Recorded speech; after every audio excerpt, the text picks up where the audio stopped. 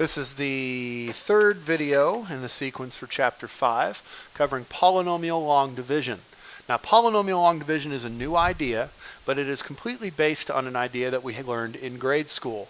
When we first learned how to divide, we didn't have calculators available to us, so we would set up and we would carry out long division.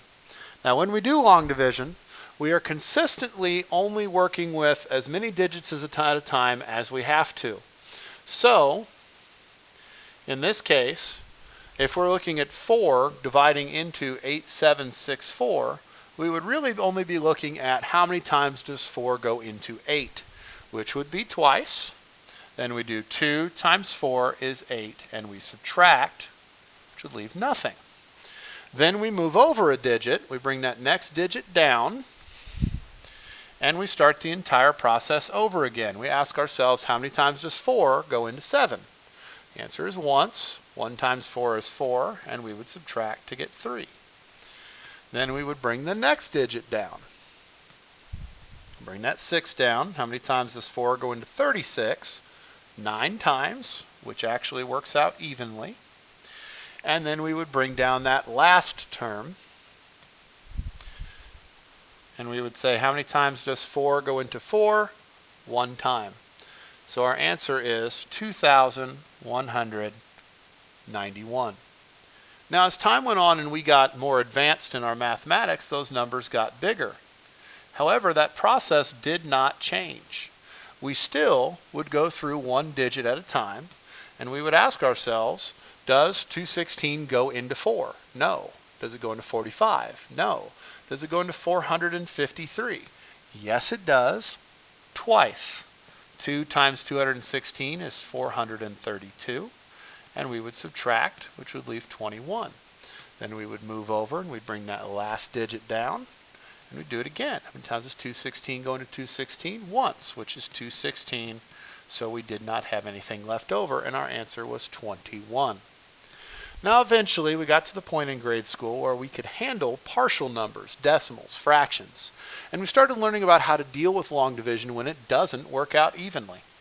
So here's one that doesn't work out evenly, just so we can remind ourselves of the several different ways that we were shown to do this. First of all, 31 does not go into 5, but it does go into 54 a single time, which would be 31, and would leave 23. Then we'd move over, and we'd bring that next digit down to 36, and we would ask ourselves, how many times does that go in? Well, it goes in 7 times, which would be 217. We would subtract, there's 19 left over. Now, there's a lot of different ways that we learn to deal with this. We start off learning about how to write R19. That's the first way we would have done it.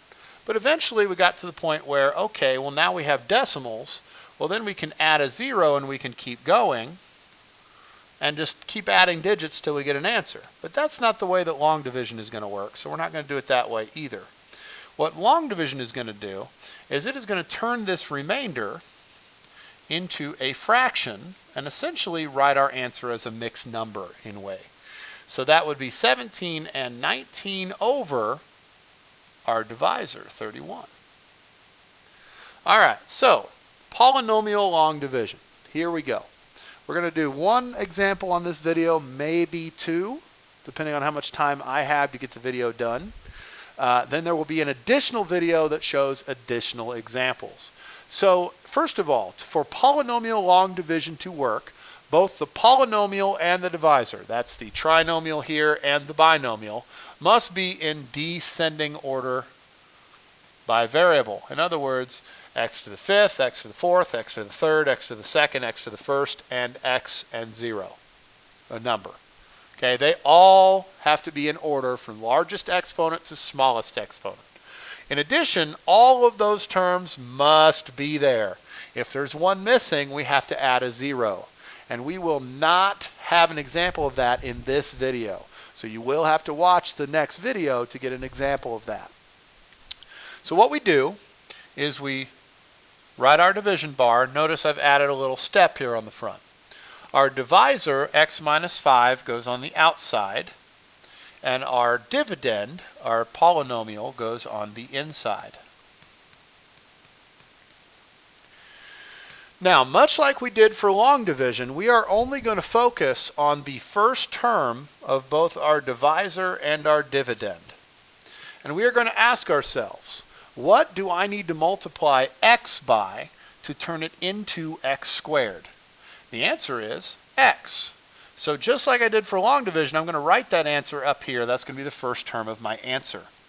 Now, at this point, we're going to take that x and we're going to multiply our entire dividend by x and write it underneath the first two terms. So x times x is x squared. X times -5 is -5x. Now think about back to that long division algorithm, we would then subtract. Now I don't like to say subtract because I feel like there's sign errors that could be made here. So the way that I phrase that in this process is I say draw the line, change both signs, add down. Now when you add down, this first column should always cancel. And that will leave 8x for the next step of the process. 3x plus 5x is 8x. Then we would grab that next term, bring it down, and we would start the entire process over again. So we're only going to look at the first term of the divisor and the dividend. We're going to say, what do I need to multiply x by to turn it into 8x? The answer is we need to multiply it by 8. Then we would move to multiply, and we would say 8 times x, 8 times x is 8x. 8 times -5 is -40. Draw the line, change both signs, add down. Now in this case, we do not have a remainder. The remainder is 0. This last number with no terms left to bring down is your remainder. So our answer is simply x plus 8. Let's do another one because we should have time. Here we have a trinomial divided by a binomial. Actually, there's two examples on this page, so we might be able to get them both in depending on how fast I go. X minus 3 goes on the outside. X squared plus 7x minus 30 on the inside. Now again, we are only going to look at the first term of each thing. And we're going to ask ourselves, what do I need to multiply x by to get x squared? That would be x. Then we move our thought process to talking about two terms. We say, okay, x times x is x squared. X times -3 is -3x. Draw the line, change both signs, add down, would be 10x. Then we're going to grab that next term. We're going to bring that -30 down. And we're going to start the entire process over again. So we're only going to look at x and 10x. And we're going to ask ourselves, what do I need to multiply x by to get 10x? The answer would be 10. Then we're going to multiply 10. Come on, computer. 10 times x is 10x. 10 times -3 is -30. Draw the line, change both signs, add down. Now again, this last number here is our remainder. So once again, this problem is so simple that there is no remainder, and our answer is simply x plus 10. Let's get one more in whether I have time or not. I believe this is the first example that will have a remainder, and therefore would be a good place to stop this video. So here we go. Again, we're only going to look at the first term and the first term. I'm not even going to bring the boxes in this time. What do I need to multiply x by to get x squared? That's x. Now I know that all three examples have started with an x. It doesn't always start with an x. You have to ask yourself, what do I need to do to this term to turn it into this term? So x times x is x squared. X times -1 is -1x. Draw the line, change both signs, add down would be -12x.